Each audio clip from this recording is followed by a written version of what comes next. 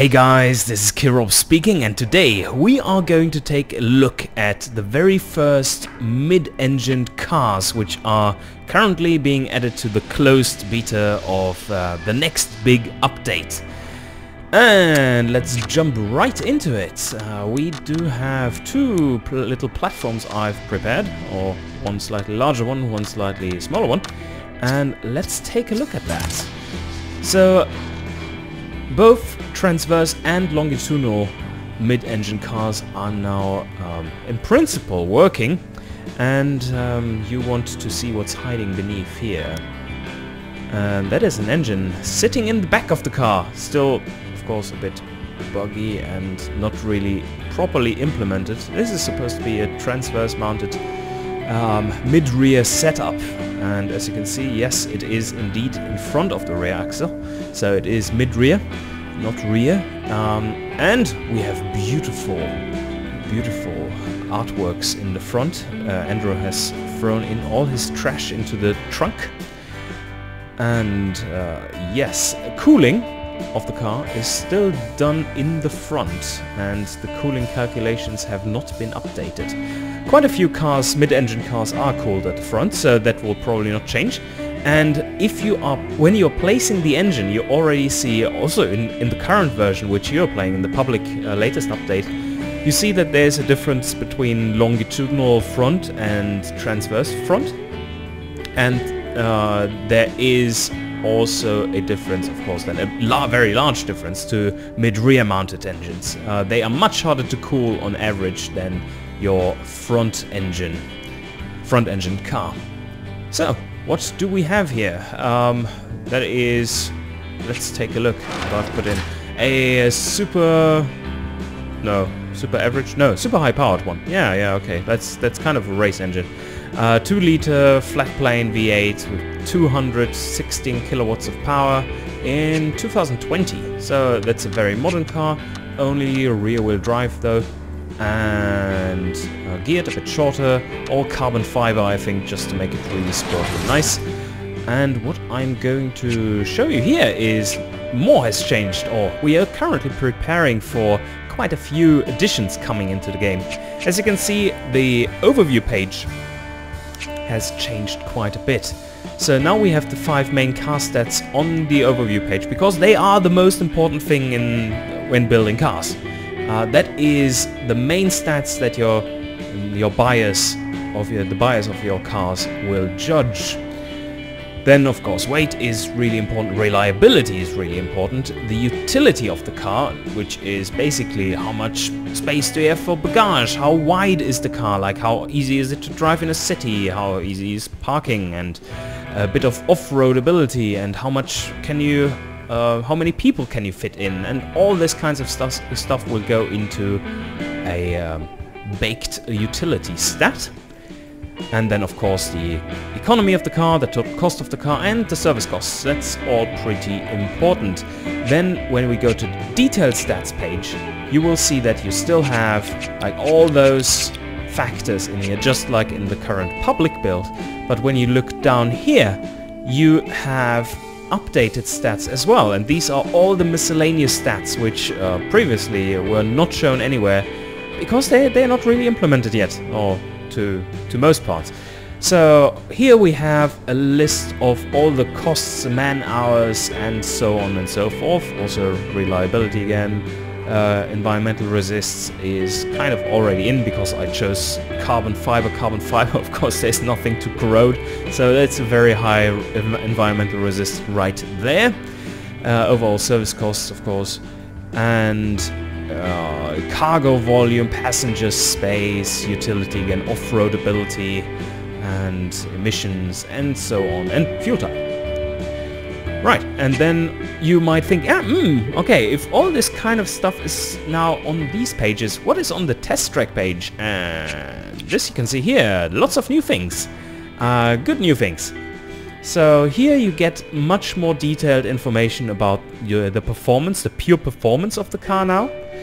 And as you can see, there are the stuff which we had on there before, like acceleration, That's the 0 to 100, but we have added the 80 to 120, so basically a mid-range acceleration for, at least for modern cars, that's mid-range.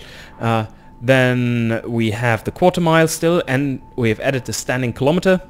And we do have more info on downforce, because we removed the graph, which was yeah, not really worth the graph button. So we have put them into several stats here, which should be easier to read and better handling than the previous graphed solution, which we had in build 1323, I think it was, in the public one.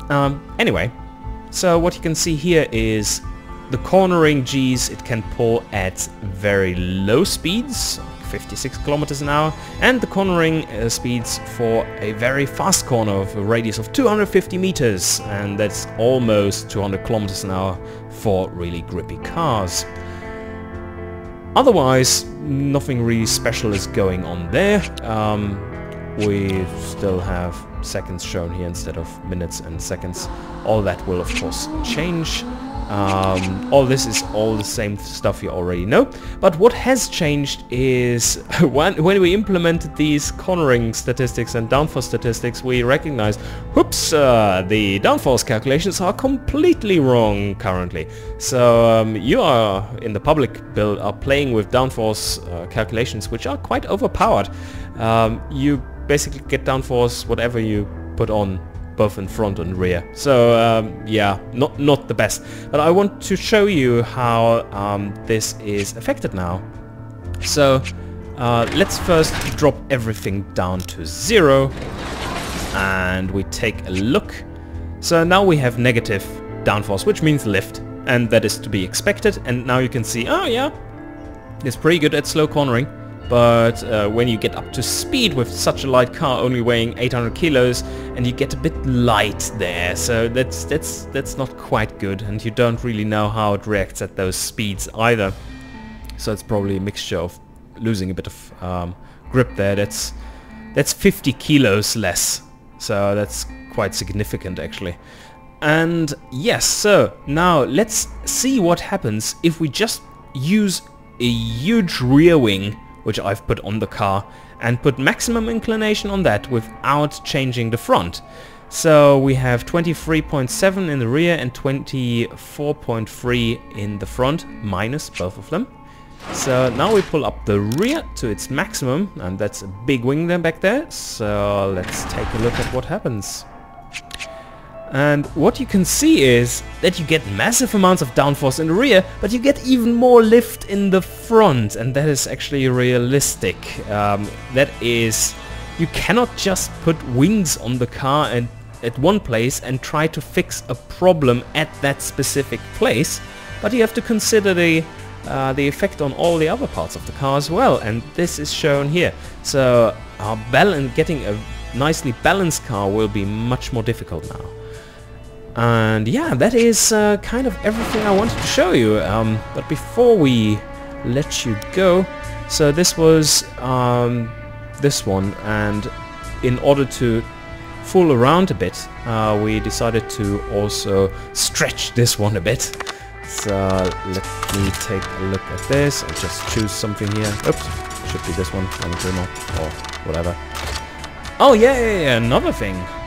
You maybe see something here. Multi-link. Multi-link is now almost in, and they're wiggly. They're working. Very nice. And let's put something on there and just choose anything. Body shop. So we have those two. This is the stretched one. Bloop. So yeah, you can see the difference. It's a bit faked.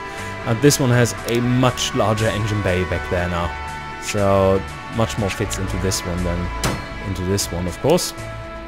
And this one was the small one I used, which I just have shown you. So yeah, there we have two of those, and it's pretty awesome already. A bit crash buggy and so on, but there's much more to implement, as you were seeing from all the missing stats we have in, and that's the thing which we are going to attack next. We will be starting very early next week with this, and the first stats to implement are reliability and costs and man hours, and that will be a big pain in the ass, as always. Anyway, alright, hope you enjoyed, and see you guys next time.